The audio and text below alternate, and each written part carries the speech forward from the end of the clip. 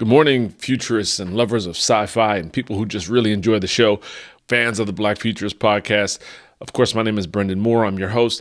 This episode is really special because it is the show between the show, meaning sometimes I just get people together and we may be set to record a very specific episode on a very specific topic, but what'll happen is after that show, there'll just be a conversation. And when you have people on the show with the caliber of people that come on our show, you have between this group, there's like 9 or 10 degrees. One's a PhD, there's an MBA, Brent is a chef. And we have these conversations that are just really well informed culturally, but also we're all super fans of different sci-fi properties and up to speed on what's happening in pop culture. So this episode is super special because it is the show between the show. It's a current event show that covers topics wide-ranging, but all relevant to things that you've probably been talking about at home. So really enjoy this show. I'd love to hear what you think. Be sure to leave a question or comment and subscribe to the Black Futurist podcast wherever you listen to podcasts and on YouTube. Share it with a friend. Thanks so much. The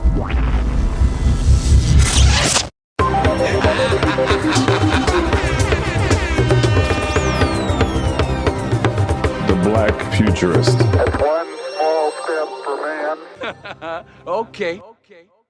Let's talk about what we've watched this week. Personally, I've watched Swarm, Donald Glover and Stephen Glover's very involved and direct connect to the Beyonce Beehive horror listed as a comedy. You watched it? I watched the first episode and I was like, I need a break. I burned through the whole thing. Anybody else seen it? I haven't seen it yet. Can't talk to you about it yet. I don't want to ruin it. I'll say this much. It very much feels like the people who made Atlanta made this. The perspective of the universe is the same without the main characters. It's some shit going on. And quite honestly, if Steven and Donald got together with Jordan Peele, it's going to be some scary, creepy stuff, man. Yeah. The black horror genre is really together now. So it's a whole season of the, what was my man? Teddy. It's like Teddy. Yeah. I need a Teddy movie, yo. I need a Teddy movie. Mm-hmm. We need an origin story, bro. Yeah, but see, the Teddy thing is like super fictional. This is real. This is like he took individual stories. Right. It lives in our universe. Like Teddy lived in some ridiculous Atlanta universe. This joint is here now. Us nuts. I'll leave it at that. Mm-hmm. I started watching Flatbush Misdemeanors. Oh, I haven't heard that. What's that? What is that? So I'd heard the name a while ago. I believe it's on Showtime, but it was I was watching some clips on Instagram and I thought it was just shorts for Instagram, right? And I was like, wait a minute. So I went to the guy's profile. It is hilarious. Great. It's about this guy who's an addict. Webb from The Wire is in it. Sam J is in it, the comedian. Yep. It's pretty good. It's an interesting like day in the life type of comedy. Okay. White dude and a black dude. Yep. You know, the white dude is the addict, black dude's a struggling artist. Living on his couch. Yeah. 2 seasons. Love it. Can't wait for the 3rd season to come out. Okay. Anybody watching Picard? Yeah. All right. Yep. Star Trek Picard Enjoying that. It's clearly an homage to the next generation. Not enough of us have watched it to talk about it, but I think it's fantastic. Mm-hmm. Anybody watching the Star Wars shows, Mando or Bad Batch? Absolutely. Bad Batch, Mando. Yep. Watching those. The Last of Us. Yep. Seen every one of those. That was great. I haven't started that one yet. I played part 2 of the game and I was like, I don't need an emotional roller coaster right now. Because I know if the game was like that, I know the TV show going to be crazy. The Last of Us 2 is both my favorite video game I've ever played and the most traumatic experience I've ever had in anything in entertainment, period. Movie, video game, anything. And this is what I want from any entertainment. The same way that Kindred has roped me in and makes me feel something, especially in episodes 5 and 6. Man, The Last of Us 2, here's the bottom line. Because all of us are gamers to an extent, right? Imagine you are accountable for each and every thing that you do in a video game, including everybody you kill. And not just, you shot a hostage, minus 500. Not that. No. You are emotionally accountable. They're doing a butterfly effect. They're tracking every choice you make, and then somehow that is a different response? Here you go. You know how video games now, it ain't just like random villain, and you kill them. NPC. You're strolling through the settlement, right? And you're using the bow to silently, headshot people. Show. And you might hear somebody like, "Hey, Bill, are you all right?" Oh my God, it's Bill. Then you keep strolling over. You hear, you hear somebody else. Jan, right? You hear their names and shit. Yeah. There was the one thing that stood out for me. I was like, I had to make one decision, and I was like, "Yo, I'm pausing the game right here." And I came back like a week and a half later. I was like, I don't want to deal with this right now. Hey, Brent, just tell me this: was it before or after the dog? After. Yep. After. Oh, this game, dude. So I haven't played either of these games, but here's an interesting conversation I've had with my son, who was hesitant to watch the show because he felt like it was going to somehow tarnish his enjoyment of the game that he's played and enjoyed. I come to find out later he hasn't actually played the game. I think he played the first one. The second one, what he and the guys do is they watch guys on YouTube play. So they go through the storyline and engage in it without having the decision-making culpability. Oh man, yeah. So they watch and then they get on and talk about, "Hey, did you watch today? Oh, it's Barleezy. Oh, snap." No. Bro, when you headshot Bill and you headshot Jan and you got the control in your hand, you gonna pay for that. I'm gonna go back. I think I'm gonna play one before I watch the show. Okay. Dude, if you watch the show, a lot of people are sharing clips online where they will split screen and show the game and the actual footage. And like even the expressions on the actors' faces and everything, it's uncanny. Like it is the equivalent of the Cliff's Notes of the game. Oh, wow. Okay. Raise your hand if you've ever gone to Sunday school. No doubt. So we've all been to Sunday school. I'm a PK, man. In Sunday school, when we were growing up, there was this prayer that we used to say, "May the Lord watch between me and thee." Anybody know this? Nope. While we're absent, one from another. Right. So in the sense of that, where have you gone since we were together last? Vel, where have you been since we were last on this session? I was at Charter Day. Very good experience. I was able to connect with some old friends, see some old faces, Saw it like little adult homecoming. Definitely seeing the gentleman who spearheaded the James Webb Space Telescope. He was there. He's a Howard alum, which is great. Mr. Robinson, he got an honorary doctorate. Okay. Just to the note, Brent Hughes lives in Washington, D.C. When I knew I was going to be in Washington, D.C., I texted him and said, "Hey, I'm spending all the monies to come in and do the Charter Day thing. And I know you live in town, so I'll see you there, right?" Blink, blink, blink. Yeah, no, he ain't coming. He's not leaving the house. Brent, where have you been? I've been out the house. So I've been to Colorado, went to Lynchburg twice, and I just got back from St. Croix on Wednesday. So I'm out the house. What's to share about those times? Colorado was dope. St. Croix was a great time, and it was great. The tropics and it's still America. That was cool. And I just went home to spend some time with my folks. Okay. D-Bray, where have you been? We finished up wrestling season. I had a good season there. And then after that, man, I got back in the classroom this quarter. That's been a great experience. Teaching African-American experience. Shout out to my people at Highline College. Quarter's coming to an end now. So got some students working on some projects.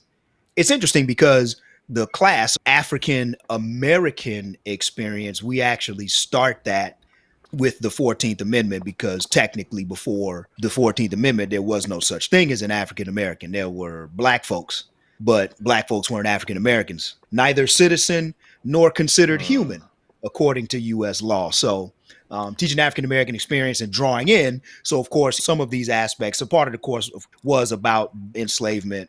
So kind of, sharing some of the notions that we see in Kindred in my classrooms as we think deeper into slavery, other than something I've said on this podcast repeatedly that, it was really bad, actually having some nuance and some understanding about it. Nice segue into something that's in the news right now. Have you guys seen the idea that San Francisco, there's discussion about reparations with a monetary value attached and other reparative behaviors involved? Have you guys seen this? Mm-hmm. Yeah. I saw that it's $5 million per person for Black San Franciscans. plus debt and tax relief, plus annual salary for the next X amount of years. What do you think about this conversation? Was it 5 million or 500,000? It's $5 million. Hey, get Plus it. $1 houses. Hey, it'd be nice to be a black San Franciscan right about now. All 8 of them. Oh, yeah. Hey, There's more than that. I think it's a great idea. And it's interesting because I'm a critical race theorist who's teaching a class in 2023. So that's always interesting. And you're watching the beginnings through epistemology, through education in a society, how you create a fascist regime. And so you're seeing the origins of that in Florida and what they're attempting to do with the curriculum. And so just as a state, for example, is engaging in this white lash and this pushback against black progression and black progress, now you've got progressive places that are likewise doubling down. So San Fran is looking at, Florida like, okay, this is what you're doing. You are attempting to erase any of the moral and ethical, not only ambiguity, but tragedy and travesty that the United States has engaged in against its own people, specifically the stuff that it did to black folks, because it makes white people uncomfortable. Okay, cool. We're going to make it so that black San Franciscans not only are comfortable, but are given reparations, are made whole because of the damage historically that we did to them and their community. So I love it as a pushback, as a counter narrative. And I hope that more places start at bare minimum looking into what it means to engage in reparations with its black community instead of looking at it from the federal standpoint, because you always get, I call them Johnny come lately white people, because most white people in the United States came here and Ellis Island, 1920s. That's the extent of their time on this soil. I don't want my money going to pay for, y'all, so that's my Dave Chappelle take on it. It's not fair that I should have to pay. My family never owned slaves. Like, yeah, you weren't on the soil. You weren't invested. You weren't here. The government was, though. And so to take it out of the federal discussion and put it in a local municipality where you have people who are in agreement, I love it. I'm all for it. Flaming, you wanted to say something? yes, I think it would be good to put a study on it. If the thing does go through, to say, well, let's look at like a 5, a 10, a 20, and a 40-year study on the effect of these reparations. My biggest concern would be that, you're giving black folks a Coke and a smile, and money doesn't fix the problem. And $5 million get burned really fast. So it may sound good on paper. We've heard all the stories about, lottery winners who've gotten this money and then they lost it within the past year and now they're back being broke again. But my biggest concern is that with this cash windfall that's being laid down upon black people, that they are given the proper resources and support systems to properly come into a financial awareness of how to best for themselves handle that cash and make other decisions. Not saying these black folks are in themselves without this sort of resource, but if it's every black person in San Francisco, I can't guarantee that that money will always be spent in a way that I think will lift, quote unquote, everyone's boat. And maybe that's not even the point. That's not the point. It's not my point. But I don't know. I think it would be remiss if that wasn't there. If the plan is that you were robbed of all your labor resources and so forth, you were also robbed of certain levels of education and other things that help to upgird and protect and maintain wealth. So if those things aren't there, then, it's great, but I think it'll just be gone and people be just back where they started from, the next 20, 30 years. Well, we're not going to spend the money. We're going to spend the money, right? Some of the money is going to get spent. And I don't think that money should be the only reparative behavior. I think that mental health care should be free. Health care should be free for the descendants of American slavery. How do we reverse the effects of redlining on our families? So the housing element there.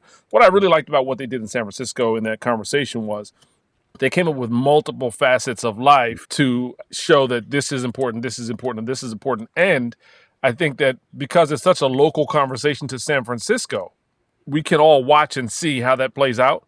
And that argument could provide a boilerplate for how to frame that argument in different municipalities or different states around the country. So I just like the idea that somebody actually put a number to it. And just to push back on what you were saying for a second there, Vel, I don't know if anybody said, hey, when we give you these acres in Oregon, just because you staked them out, in order to get them, you have to take these classes. Like that benefit was given out. You went and did the work, you got the thing. Whatever you do with it, let's say you get screwed over or you pine for gold or you don't, or you burn it down, that's on you. But I understand what you're saying about having resources available. I just wouldn't like to see it as a prerequisite. Like, hey, black folks, here, you can have it, but you got to jump these additional hoops before you can even. That's insulting. I'm not saying as a prereq, but again, still, you just can't give out the money with the same capitalist mind state that was used to get white folks land and property in Oregon and the gold rush and so forth. To do that is going to really cut the legs up from under what could be something really great and generational, multi-generational. If you say, here, take your money, go ahead, spend it. I don't care. You black. I'm rich, bitch. Then I don't think you really, I don't think you're really going to do anyone any justice. Would I turn it down? Hell no. I'll give you my money. But the whole point is, like, yo, this needs to do more than just be for me. I got to make this shit last for, generations. Generations, right. I can make an impact with this money. That's the whole point. It's like, now we're here at the quote-unquote starting line. We all neck and neck, quote-unquote, because I got all this cash. Now I got to make sure I stay in the race. Sir, now that you've got your check, do you plan on quitting your job driving this truck? I'm rich, bitch! I think the whole time I'm thinking, like you mentioned Chappelle. So I'm thinking, dude, when Chappelle was playing Rick James, they should have never gave. It was money, right? Fuck your couch. It was a red couch, and Rick was wearing Capezios. I couldn't tell if he was laughing or smiling or anything because his back was to us. And then at the end of the sketch, his hands raised in the air like this. And he turned around and said, it was a red couch and Rick had on Capezios.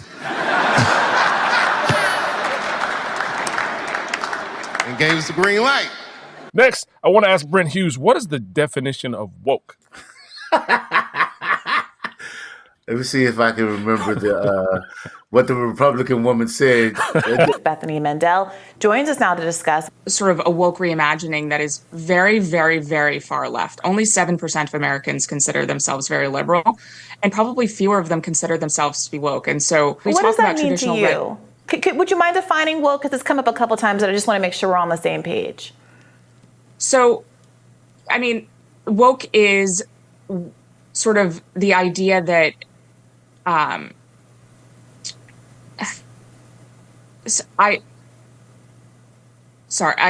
it's hard to explain in a 15-second soundbite. Yeah, look, time. It's one of those things that it's definitely something what it is when you see it, but is it wrong? Yeah. It is. Will you define wokeness then? She never really answered the question.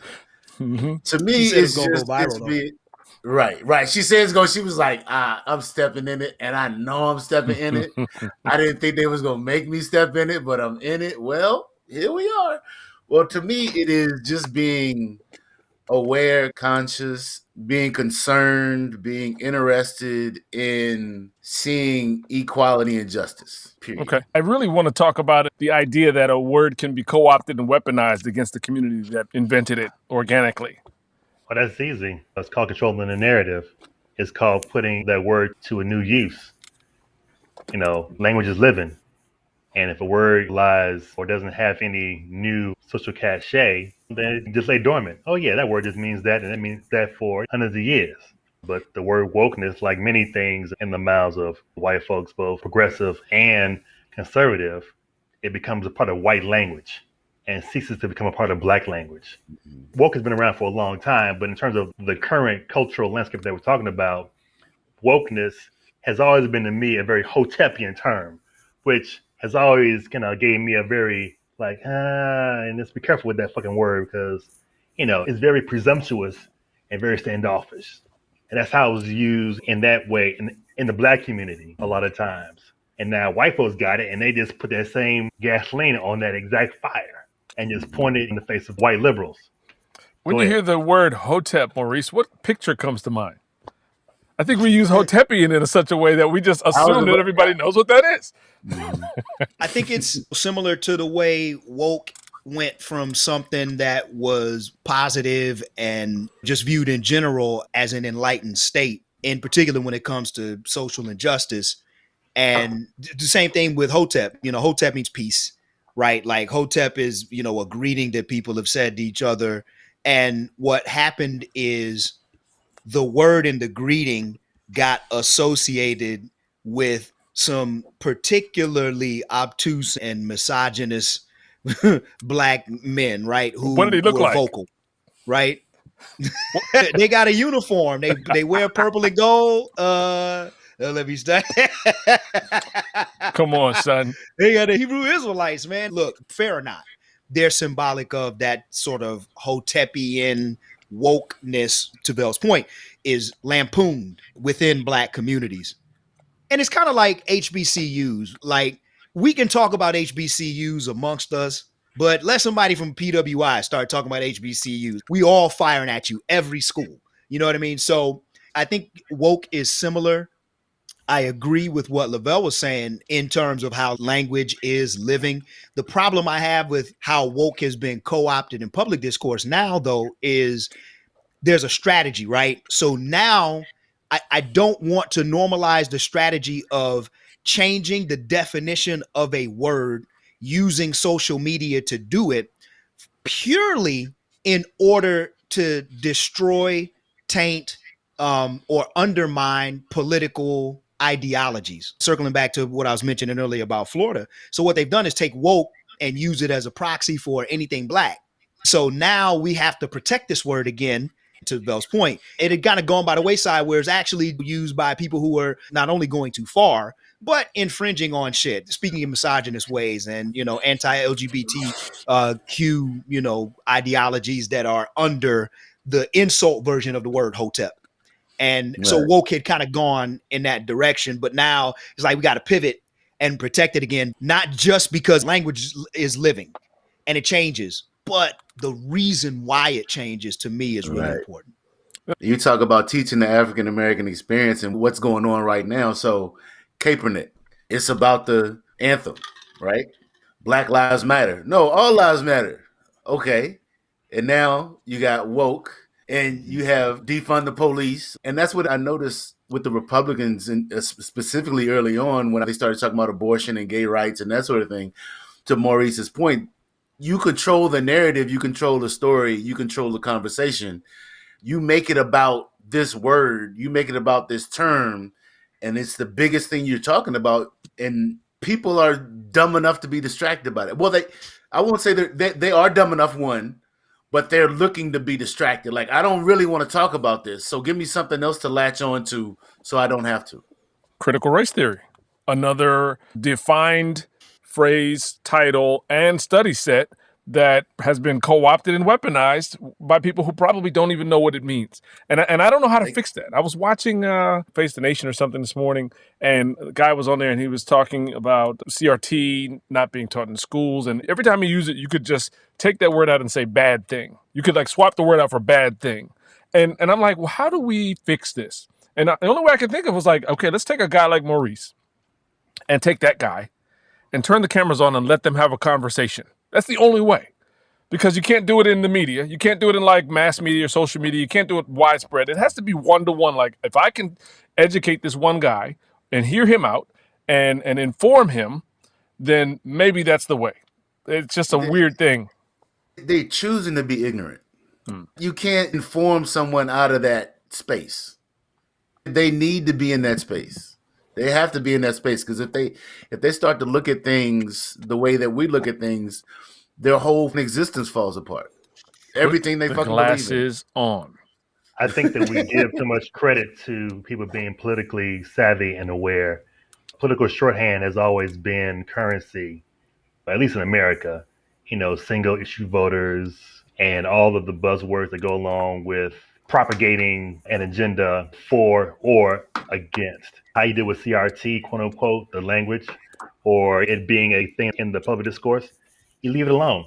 Don't even address it, but you go back to your schools where it's being taught. Like, listen, you don't double down, but you just make sure that you are really honing in on what this is. You put more resources toward developing that curriculum, that resource, that science, so that now you give these tools to students at the college level so that they know what CRT is, so that they can identify it, So they can use that education in the world in which they go in and not have to use that word.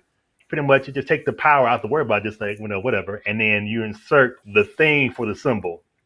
People are using the symbol. Oh, so you mean this. Oh, you mean that. Give explicit examples to what this caricature is being spoken to. That's how you address it in the media. I think one of the things that we're seeing is a change of context. So tactics, they don't work. If you go back years and years, 100 years ago, whatever, as Black folks in America, we had coded language that allowed us to communicate and survive. And a lot of that was local. Some of that might have gone beyond local. It might have been like, okay, you understand what I'm saying when I sing this song, and it communicates a message even a state away, right? We still operate that way in many cases. We still believe that this coded language, things that happen in art, things that happen in our experience, in our social circles that are relatable and pick up and are contagious, that Brent can understand. Even though I said it in North Carolina, he gets it. But once you have this digital context, everything is on the open.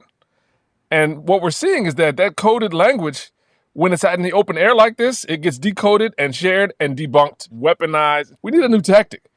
The content is the same. We know the message, like you're saying, Lavelle, we know what we want to communicate. But the thing that used to save us and help us survive, the coded language, it's outdated at this point. We have to come up with another way to communicate the idea in the open air between us so that we can work together, cooperate, conspire, and be effective. Because this way, it just needs to be said. It's easily broken. It's like putting the wall up when Giannis was coming down the lane like 4 years ago. We got to come up with another context for communicating these ideas. What you got? Told my students at the beginning of the quarter, I was like, I want you all to be able, if you so choose, to engage in the inane foolishness. If you want to, I'm going to teach you how to win the argument in the comment section on your favorite social media platform, right? Mm-hmm. And I said that tongue in cheek, but there's a lot of truth to it because that's where a lot of logical fallacy lives, right? Mm-hmm. So the entire notion of woke and being anti-woke, we understand it's a red herring argument, right? And it's a non sequitur because how they are describing woke, the people who are proclaiming to be against it, isn't the definition of woke. We understand what it means. They're anti-Black, and they understand that the discourse right now isn't such that you can just openly say I'm anti-Black, for example, as the governor of the state of Florida. However, you can engage in every anti-Black policy that you want on the way. And so what I do with my students is exactly what y'all have said. I teach them exactly what critical race theory is. And I show them how to use it as a theoretical framework. And so then I send them out into the world. Like, so you've had someone who has a terminal degree in studying what critical race theory is. And now you're debating user 2383879 with the Confederate flag as their avatar, right? You're not going to be susceptible to the same things they are because you understand you've learned what it is from someone who actually knows what it is, first of all. And you've used it and applied it before. So you have an understanding of what it is, not just a definition of those three words put together. And so sending young adults out into the world with that armor protects them because it's a level up. I hear you what you're saying, B, and not that you're making the point that we need to fight this fight. The fight is at a level above it. The fight is to make sure we don't allow people to make up their own definitions of words and shit in particular, especially that comes from the Black community. Because they can be like, well, we never heard woke before. Like, man, we've been saying woke for 50 years. Well, we never heard it before. Yeah, because you're not around any Black people. You're from a flyover state. And it doesn't even have to be that you're racist. I'm not even saying whether or not you like or dislike Black people, but Black folks and the entirety of your existence is a blind spot. You don't know none. You have no interactions with Black culture. And so, no, you're not familiar with it.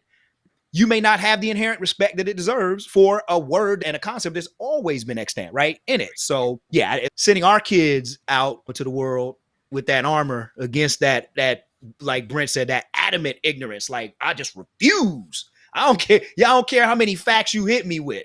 It means this. How do you say, okay, I can't win that battle, but how do I make sure people who want to poison public discourse don't get access to the well?